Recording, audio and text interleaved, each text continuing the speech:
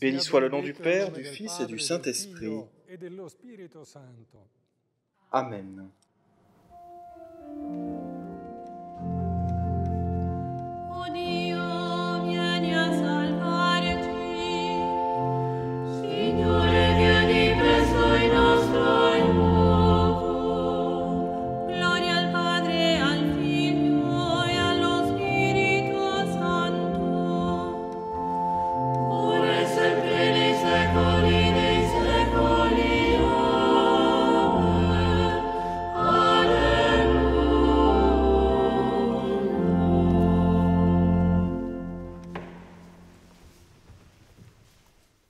Prions avec le psaume 143.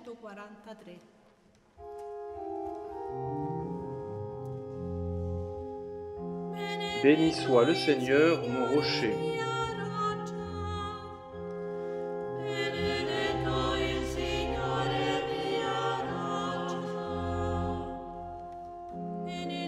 Béni soit le Seigneur, mon rocher. Il exerce mes mains pour le combat. Il m'entraîne à la bataille. Il est mon allié, ma forteresse, ma citadelle, celui qui me libère. Il est le bouclier qui m'abrite.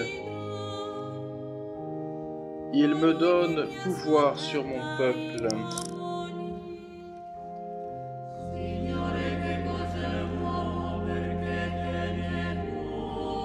Qu'est-ce que l'homme pour que tu le connaisses, Seigneur?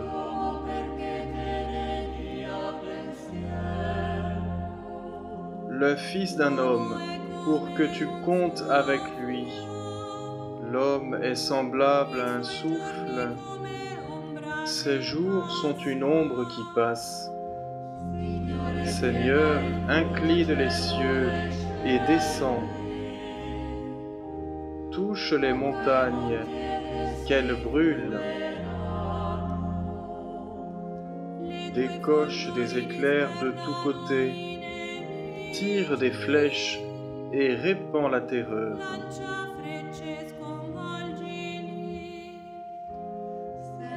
Des hauteurs, tends-moi la main, délivre-moi. Sauve-moi du gouffre des eaux, de l'emprise d'un peuple étranger.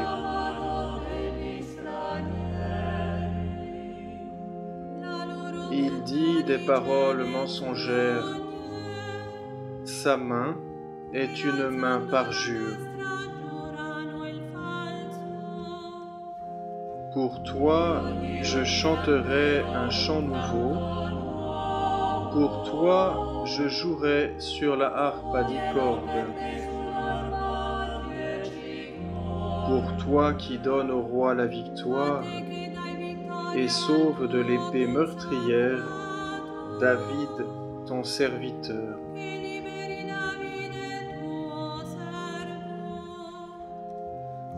Délivre-moi, sauve-moi de l'emprise d'un peuple étranger. Il dit des paroles mensongères, sa main est une main parjure.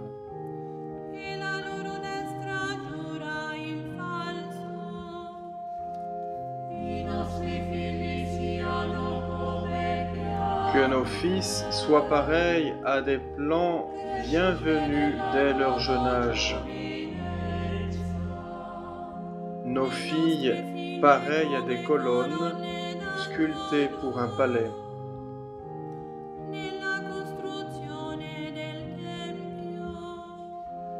Nos greniers remplis, débordants, regorgeront de biens. Les troupeaux, par milliers, par myriades, empliront nos campagnes.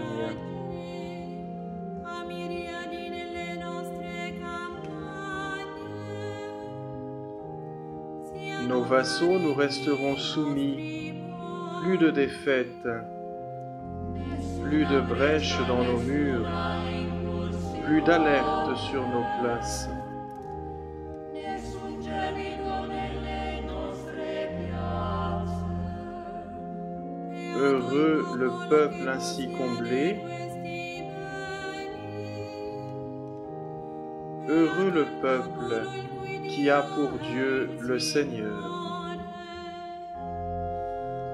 Béni soit le Seigneur, mon rocher.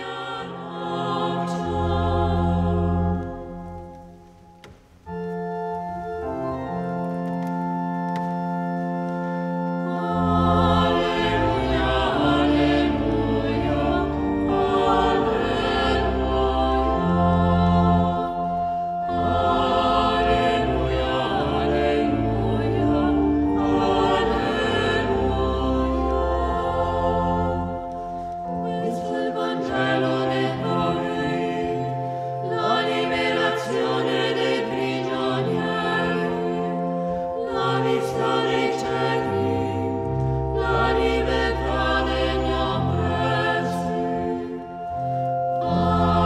Alleluia, alleluia, alleluia.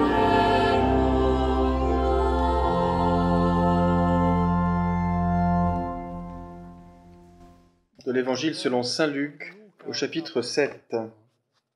Jésus se rendit dans une ville appelée Naïm avec ses disciples, faisait route avec lui ainsi qu'une grande foule. Il arriva près de la porte de la ville au moment où l'on emportait un mort pour l'enterrer. C'était un fils unique et sa mère était veuve. Une foule importante de la ville accompagnait cette femme. Voyant celle-ci, le Seigneur fut saisi de compassion pour elle et lui dit « Ne pleure pas ». Il s'approcha et toucha le cercueil. Les porteurs s'arrêtèrent et Jésus dit « Jeune homme, je te l'ordonne, lève-toi ». Alors le mort se redressa et se mit à parler. Et Jésus le rendit à sa mère. La crainte s'empara de tous, et ils rendaient gloire à Dieu en disant « Un grand prophète s'est levé parmi nous, et Dieu a visité son peuple. » Et cette parole sur Jésus se répandit dans la Judée entière et dans toute la région. C'est l'Évangile du Seigneur.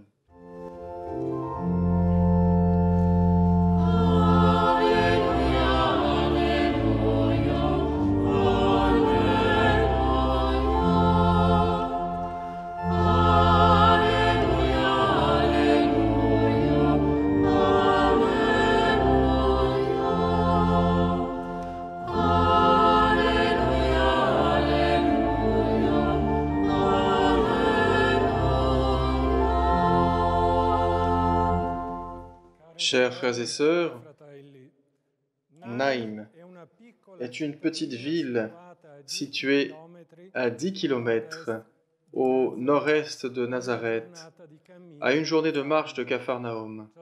Chacun de nous pourrait identifier ce lieu, le lieu où il vit avec la même précision. En effet, Jésus parle et entre dans la vie réelle de chacun d'entre nous, dans la vie de nos communautés, dans la vie de notre temps et de tous les temps. À proximité de cette ville, à proximité de la porte de la ville, se rencontrent deux cortèges. Un cortège de douleur qui accompagne une femme veuve qui pleure la mort de son fils unique, un jeune, et elle est accompagnée par des amis qui sont solidaires dans sa souffrance. On a enlevé son avenir à cette femme. De l'autre côté, un deuxième cortège, composé de Jésus, de ses disciples, d'une grande foule qui fait suite. L'évangéliste Luc appelle ici Jésus « Seigneur » pour la première fois.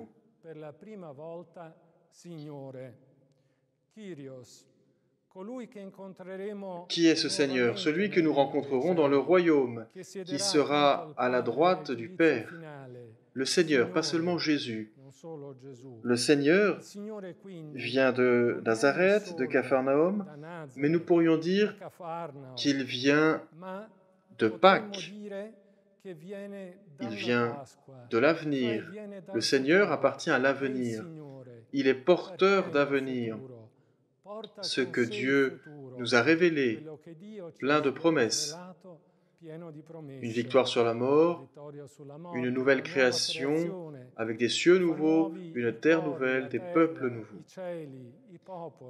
Mais cet avenir n'est pas au-delà des cieux, il vient à notre rencontre. Il transforme les événements quotidiens, y compris les événements douloureux, dans une révélation du visage de Dieu. Le Seigneur n'est pas impassible, il n'est pas loin, confiné dans les cieux. Il se laisse touché par la mort de ce Fils unique, par la douleur de sa femme et de ses amis, de sa mère et de ses amis. Ses entrailles frémissent de miséricorde. Naïm, Capharnaüm, les chemins où l'humanité souffre sont les chemins humbles où se révèle la miséricorde et la grandeur de Dieu. Jésus, puisqu'il est le Seigneur, ne pouvait pas ne pas s'arrêter. Et ses entrailles se remplirent d'une grande compassion. Pour Jésus, voir signifie aimer. Voir veut dire s'arrêter, toucher le bois du cercueil, partager les larmes de la mère. Devant le cortège décomposé par la mort, il ordonne à cette femme de ne plus pleurer, car il est là. Et là où se trouve le Seigneur, on peut toujours transformer la mort en vie.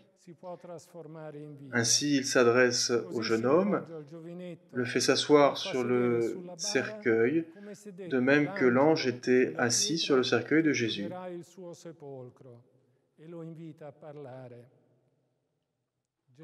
Jésus voit, il prend dans ses bras comme le bon samaritain, il prend dans ses bras comme le fit le Père miséricordieux dans la parabole de l'enfant prodigue.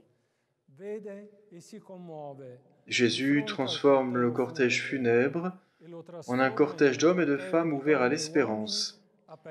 Nous l'avons entendu, tous proclament que Dieu a visité son peuple. À Pâques, nous comprenons mieux les Écritures et tout ce qui se rapporte à Jésus. Jésus est le Fils unique. Il est le Fils unique, celui qui a été conduit à l'extérieur de la ville. Et à l'extérieur, là où il a rencontré la mort, il a reçu la vie nouvelle. Avec le cortège de Naïm, avec cette veuve et ce fils dont la vie a été restituée, nous proclamons d'une voix unanime que Dieu a visité son peuple. Oui, il a visité son peuple. Et notre joie, c'est d'en faire partie. Faisons partie de ce peuple. Face à toute douleur, aimons et voyons comme Jésus. Et à travers notre bouche, que parle le Seigneur lui-même. Nos entrailles, notre cœur sont bousculés de compassion, afin de susciter la vie là où elle semble perdue. L'Évangile fait de nous des frères, des sœurs, des amis de Jésus. Ce Jésus qui a le pouvoir de nous renouveler dans l'amour. Rendons grâce au Seigneur Jésus, car il nous a appelés et choisis, afin que dans notre petitesse puisse briller la splendeur de son espérance et de sa résurrection. Amen.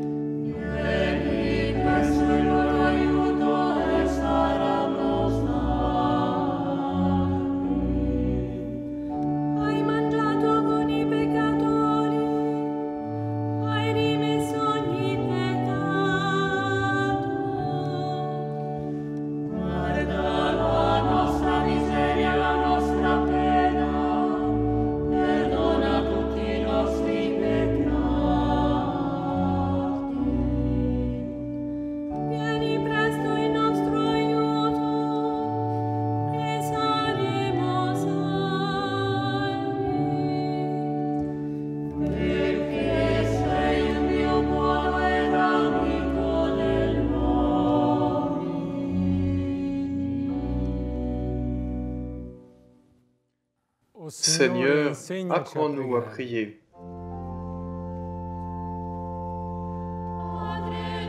Notre Père, qui es aux cieux, que ton nom soit sanctifié, que ton règne vienne, que ta volonté soit faite sur la terre comme au ciel. Donne-nous aujourd'hui notre pain de ce jour. Pardonne-nous nos offenses, comme nous pardonnons aussi à ceux qui nous ont offensés. Et ne nous laisse pas entrer en tentation, mais délivre-nous du mal.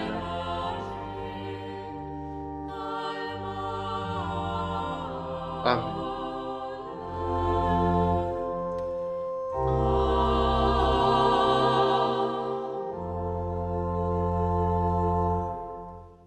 O Gesù, che con la tua resurrezione hai vinto il peccato e la morte, concedi anche a Ô noi Jésus, toi qui par ta résurrection as vaincu la mort, réalise en nous la transfiguration de notre vie et fais que notre cœur uni au tien resplendisse de lumière, exulte de joie et nous délivre de tout péché. Toi qui as vaincu la mort et qui as ouvert la route de la vie qui ne finit pas, suscite en nous le désir de vivre. Toi qui es lumière qui dissipe la nuit de ce monde, maintenant et à jamais.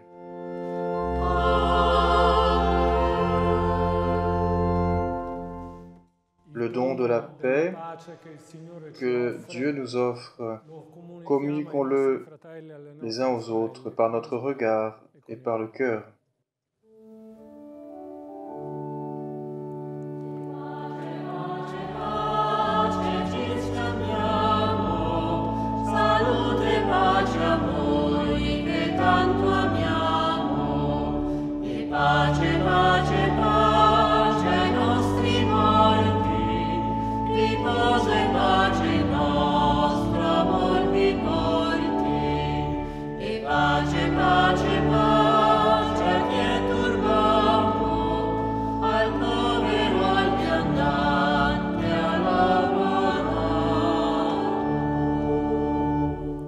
Christ est ressuscité.